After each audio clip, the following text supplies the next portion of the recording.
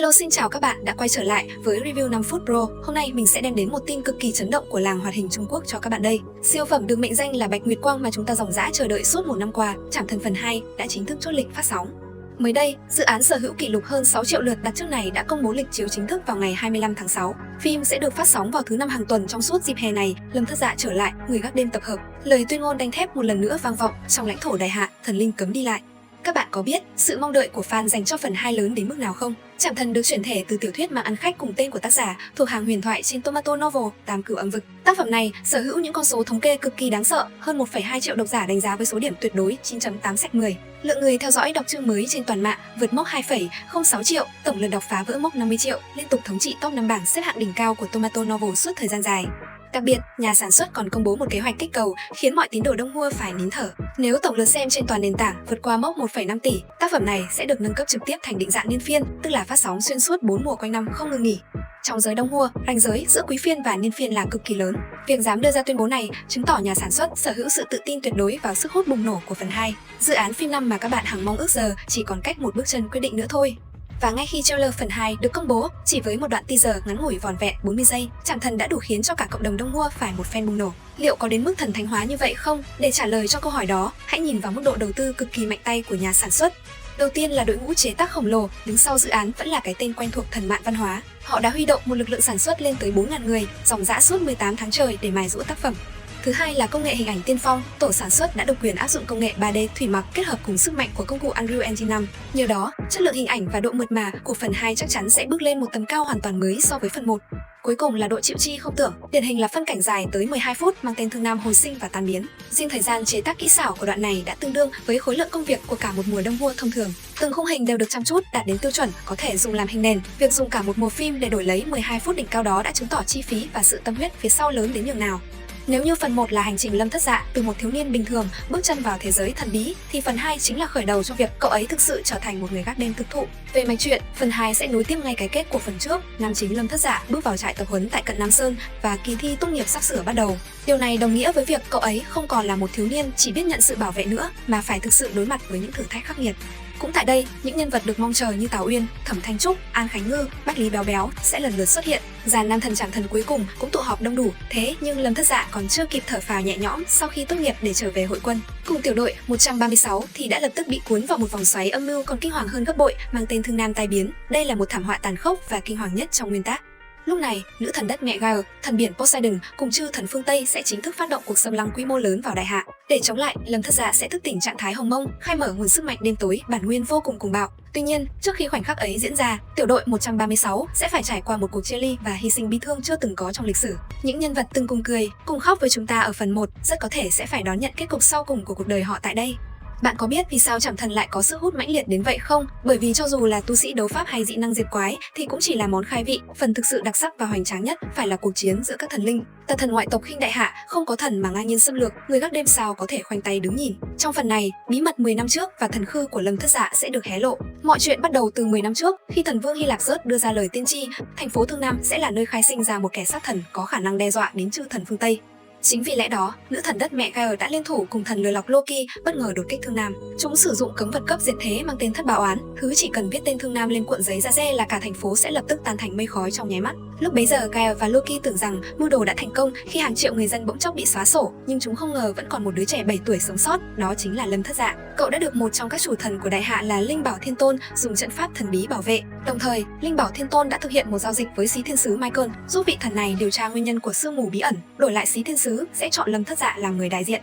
Cũng nhờ vậy, Lâm Thất Dạ có được hack lớn nhất đời mình, đó là toàn bộ thành phố Thương Nam, sau đó đã được phục sinh hoàn toàn nhờ vào phàm trần thần vực của Xí Thiên Sứ. Về thần khư của cậu mô tả duy nhất, không hề ghi lại tên gọi mà chỉ vỏn vẹn 2 chữ kỳ tích.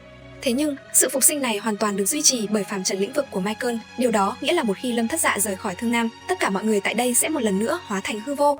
10 năm sau, khi sức mạnh của Đại Hạ đang dần phục hồi, ngoại thần lại bắt đầu quay trở lại vô cùng mạnh mẽ. Hải thần Poseidon, Minh Vương Hades và các vị thần khác vì thèm khát cấm vật Thất Bảo Án đã một lần nữa giáng lâm xuống Thương Nam. Vô số cự nhân màu xanh khổng lồ sở hữu thực lực cấp xuyên cảnh tràn vào tàn sát thành phố. Ngay lập tức, đỉnh cao chiến lược của Đại Hạ là Trần Phu Tử cũng chạy tới. Chỉ trong một tuần trà y đã chảm sát sạch sẽ toàn bộ lũ khổng lồ trong vòng bán kính nghìn mét. Lúc này trên bầu trời, thôi, Vũ Chi Thần Indra xuất hiện. Thần lừa lọc Loki cũng âm thầm lẻn vào Thương Nam, nhưng gã lại đen đủi bị một anh shipper tóm gọn. Người đó chính là Lộ Vô Vi, một trong 4 đại cường giả của Đại Hạ. Trận huyết chiến sinh tử nổ ra, Lâm Thất Dạ khi nhìn thấy đồng đội lần lượt ngã xuống đã quyết định vắt kiệt sinh mệnh để liên thủ với đại pháp sư Merlin trong chư thần tinh thần bệnh viện, thi triển phép thuật siêu cấp hệ băng băng phong vĩnh hằng đóng băng thủy quái Bắc Hải Kraken. Thế nhưng Loki đã phát hiện ra hành động này, theo một cái búng tay của gã, Tư Tiểu Nam của tiểu đội 136 bỗng sững sờ rồi bất ngờ ra tay sát hại đồng đội. Hóa ra cô chính là kẻ phản bội đã sớm bị Loki chọn làm người đại diện. Khi con thủy quái Kraken trở nên cuồng bạo, phá vỡ phong ấn, Lâm Thất Dạ định dùng quỷ thần dẫn để hiến tế sinh mệnh, giống như Triệu Không Thành năm xưa, thì đột nhiên xuất hiện một sinh vật thần thoại khác mang tên Hao Thiên Khuyển. Thật kinh ngạc khi con cự khuyển uy mãnh đó trông giống hệt chú cún nhỏ tiểu hắc mà em trai cậu nuôi. Hao Thiên Khuyển trực tiếp vồ lấy và tiêu diệt thủy quái Bắc Hải tại chỗ. Tuy nhiên, ngay sau đó Lâm Thất Dạ đã bị Loki bắt đi khỏi Thương Nam. Không còn phàm trần thần vực nâng đỡ, tuyệt đại đa số người dân Thương Nam đều hóa thành những đốm kim quang rồi tan biến vào hư không, bao gồm cả đội trưởng Trần Mặc Dã và người dì yêu quý của cậu. Chứng kiến người mẹ biến mất, người em trai A Tấn hai mắt đỏ sọc vì đau đớn, túi vải trong tay theo tiếng gọi hồn về đi thôi của A Tấn bỗng chốc thu hút vô số kim quang tràn vào. Và rồi, một con ác khuyển màu đen đạp không mà đến, chính là Hao Thiên Khuyển. Đến lúc này, thân phận thật sự của em trai Lâm Thất Dạ mới được hé lộ, cậu chính là vị chiến thần tối cao của Đại Hạ, Nhị Lang Thần Dương Tiễn. Dương Tiễn nhìn chư thần ngập trời rồi lạnh lùng xài bước tiến lên. Bước thứ nhất đặt chân vào trảm cảnh, bước thứ hai trực tiếp đột phá lên tới chi cảnh, đến bước thứ 7 cậu đã trực tiếp hóa thần. Hao tổn trăm năm lực lượng luân hồi, phát kiệt cả thần cách của bản thân, đối mặt với ngày đại hạ lâm nguy, Nhị Lang Chân Quân chính thức quý vị. Bóng dáng vĩ đại của Dương Tiễn xuất hiện sừng sững trên bầu trời cùng tiếng thét vang dội, ai bảo đại hạ ta không có thần. Trước tràng cảnh đó, tà thần Indra muốn dùng lôi đình vạn trượng để ngăn cản, nhưng ngay giây tiếp theo lôi quang vỡ vụn, cổ của gã bị Dương Tiễn bóp chặt, một đao chạm thần. Dương Tiễn sách thủ cấp của Indra gầm lên trước vô số tà thần, trăm năm luân hồi đã qua, ngày hôm nay chư thần đại hạ ta chính thức trở về. Thấy thế, lũ tà thần ngoại bang hoảng loạn bắt đầu rút lui. Trên đường rút chạy, Hậu Nghệ Cung từ trên đỉnh núi Trường Bạch viễn cổ bắn ra một mũi tên thần, bắn rụng một cánh tay của hải thần Poseidon. Đường Tăng Kim Thiền Tử thì trực tiếp đi tới minh giới, một tay siêu độ hơn nửa số u hồn trong lãnh địa của Hades. Loki cũng bị Lâm Thất Dạ dùng chút sức tàn cuối cùng đánh bại và phải tháo chạy thục mạng.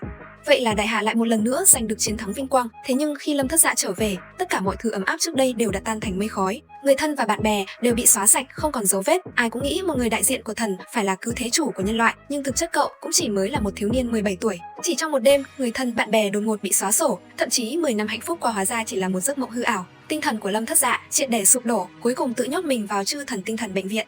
Có thể nói, điểm cuốn hút nhất của Trảm Thần chưa bao giờ chỉ nằm ở những pha hành động mãn nhãn, mà là cách tác phẩm khắc họa hai chữ bảo vệ vô cùng nặng nề và sâu sắc. Lâm Thất Dạ được yêu mến không phải vì cậu có sức mạnh hack game, mà là vì dù bản thân hoàn toàn có quyền sợ hãi, cậu vẫn dũng cảm đứng lên ở nơi đầu sóng ngọn gió. Tiểu đội 136 khiến người ta khó quên bởi vì họ giống như những con người bình thường, nhưng trước mặt thần linh, họ đã can trường dựng lên phòng tuyến cuối cùng bảo vệ nhân loại.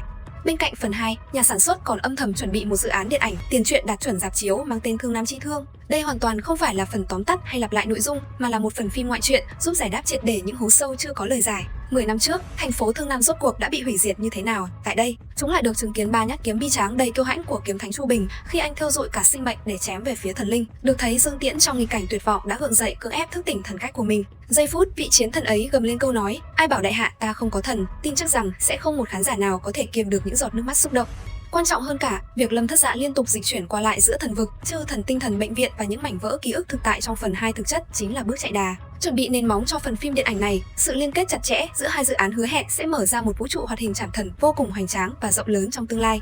Mình tin chắc chắn rằng khi phần 2 chính thức lên sóng, bộ phim này sẽ thiết lập nên những kỷ lục vô tiền khoáng hậu mới cho làng đông mua. Còn các bạn thì sao? Phân cảnh nào trong phần 2 khiến các bạn tò mò và mong đợi nhất? Màn thức tỉnh bá đạo của Nhị Lang Thần Dương Tiễn, hay 3 nhát kiếm bi tráng của kiếm thánh Chu Bình, và liệu Trảm Thần có thể bứt phá cán mốc 1,5 tỷ lượt xem để chính thức nâng cấp thành niên phiên phát sóng suốt 4 mùa hay không? Hãy để lại ý kiến của các bạn ở ngay phía dưới phần bình luận để chúng ta cùng bàn luận nhé. Đừng quên nhấn like, theo dõi kênh YouTube Review 5 phút Pro và cùng lót dép hóng chờ ngày 25 tháng 6 sắp tới nhé.